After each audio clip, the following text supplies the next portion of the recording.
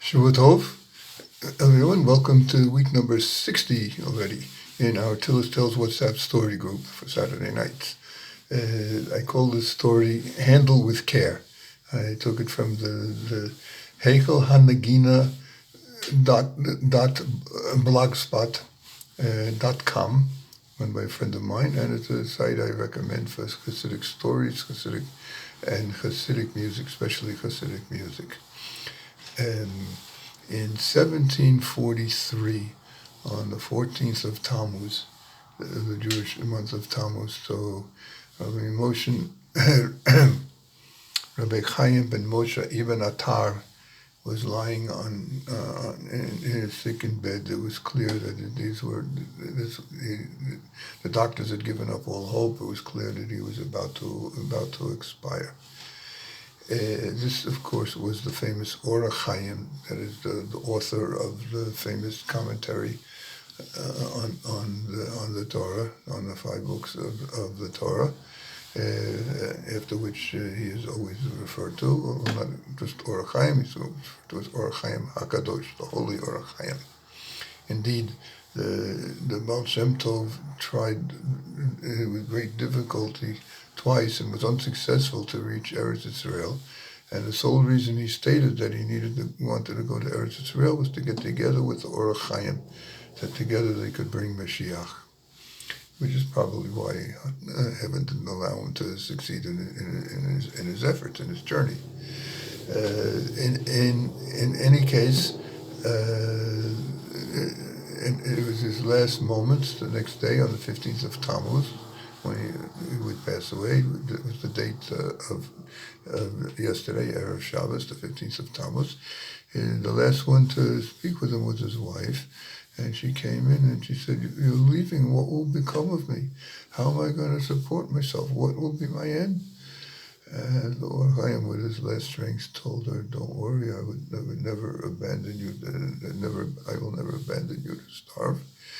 That soon after I pass, so a wealthy businessman from Constantinople, now Istanbul, will come and offer, in fact, plead to buy my tefillin, that is the tefillin I wore when I was alive, and he will offer you a very large sum of money, indeed a sum large enough that you'll be able to support yourself for the rest of your life. But he must be told that he cannot possess these tefillin unless he promises to treat them with extreme sanctity. This means whenever they're on, he must always be clearly conscious that he's wearing these tefillin, and he can never speak mundane secular words. That is, all he can speak while he's wearing his tefillin, no words of prayer or words of Torah. And indeed, that's what happened. He passed away a little later on the 15th of Tammuz, and indeed, not a long time afterwards, this wealthy man came from Constantinople, came to the house of the widow, and offered to purchase the Ohr HaChaim's tefillin for 300 gold ducats, a fortune in those days, enough for her to live on for the rest of her life, as her husband had promised. She, of course, explained to him that her husband insisted that whoever takes the tefillin must treat them with the utmost sanctity, and she told him the details of what he had said. That means, and the man promised to treat them with the utmost of reverence and to fulfill what the Ohr HaChaim had said. And indeed he did. He went back to Constantinople and he wore them to pray in the morning.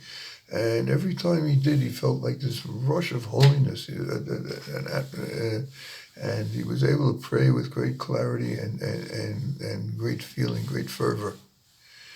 And this went on for quite a while. But then one day, while he was praying, he was in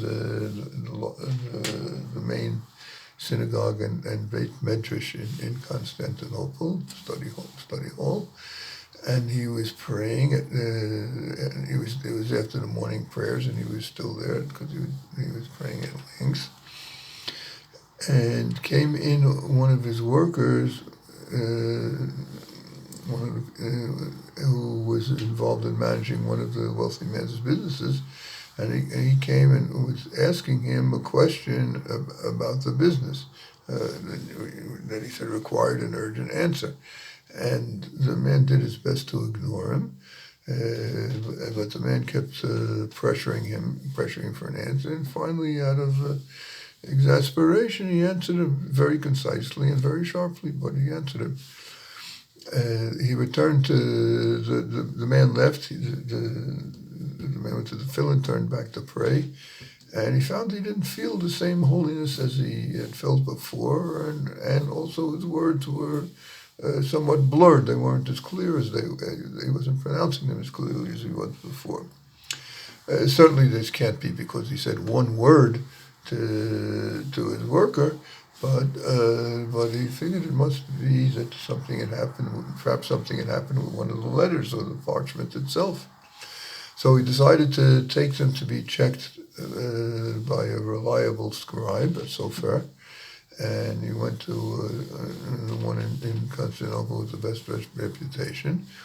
And the sofer was very excited to hear this was the tefillin of Ohr HaChaim, and he said, "Please sit here. I'll do it right now." And he cut the stitches and opened the boxes, the square black boxes, took out the parchment, unrolled it, and he and the man who owned them were totally amazed and shocked. The parchment was blank. All the letters had flown away.